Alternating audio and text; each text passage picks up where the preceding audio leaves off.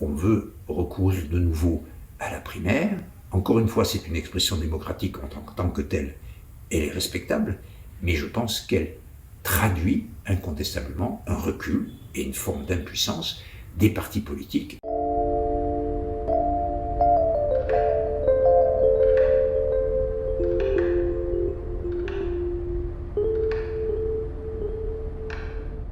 Le mot malheur est sûrement un peu fort, parce que c'est une expression démocratique et en tant que telle, elle est respectable. Mais je pense que le fait que les partis politiques et celui que j'ai dirigé en particulier fassent appel à ces procédures est un témoignage d'une relative impuissance des partis politiques aujourd'hui. C'est clair que à partir de ce qui s'est passé après le départ de François Hollande, à partir de la primaire qui a eu lieu à droite en 2016, on est dans un système où le parti politique, en quelque sorte, se met dans la position de dire eh bien, finalement, je n'ai pas de chef, je n'ai pas d'organisation, sauf l'organisation d'une élection primaire, je n'ai pas de programme, je m'en remets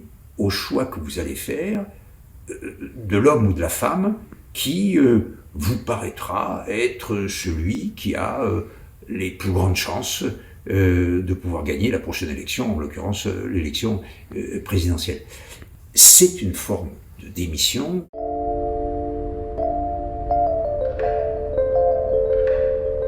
Moi, je crois fondamentalement, contrairement à tout ce qui a été dit depuis des décennies, que la Ve République et le bon fonctionnement de la Ve République est fondé sur l'existence, la force et le bon fonctionnement de partis politiques dignes de ce nom, c'est-à-dire qu'il y ait beaucoup de militants, qui soient organisés sur l'ensemble du territoire, qui soient capables de désigner par capillarité, en quelque sorte, des responsables et éventuellement, jusqu'au bout, un candidat ou une candidate à la présidence de la République. Et c'est comme ça que les choses ont en gros fonctionné jusqu'en 2012. Je pense que c'est à partir de 2012 où, dans la formation politique à laquelle j'ai appartenu, les choses ont commencé à déraper. Ça s'est traduit encore une fois par une primaire. Cette fois-ci, on veut recourir de nouveau à la primaire. Encore une fois, c'est une expression démocratique en tant que telle, elle est respectable, mais je pense qu'elle traduit incontestablement un recul et une forme d'impuissance des partis politiques, à droite comme ailleurs, et de ce point de vue, un affaiblissement incontestable de nos institutions.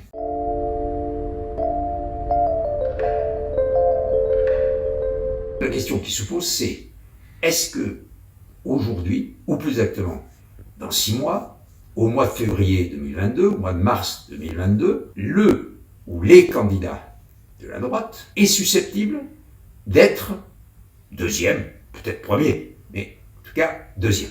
C'est ça la question. Si la droite, telle qu'elle est aujourd'hui sur l'échiquier politique, a plusieurs candidates ou candidats, on peut penser qu'elle ne peut pas faire mieux que troisième. Si en revanche, elle est avec un seul candidat ou une seule candidate, elle peut probablement se glisser à la deuxième place, à tout le moins. C'est une question d'arithmétique, bien entendu, telle que je le dis, mais ce n'est pas une question d'arithmétique, hein. C'est la question, naturellement, de savoir si ceux qui aujourd'hui veulent être candidats, au-delà de la procédure de la primaire, qui va de toute façon avoir lieu, qu'ils s'y participent, qu'ils s'y participent pas, choisiront tous ensemble d'avoir une candidature unique ou des candidatures séparées. Des candidatures séparées, arithmétiquement, ça me paraît extrêmement difficile de pouvoir se glisser entre le premier et le deuxième qui apparaissent aujourd'hui comme une fatalité, c'est-à-dire le couple Macron-Le Pen.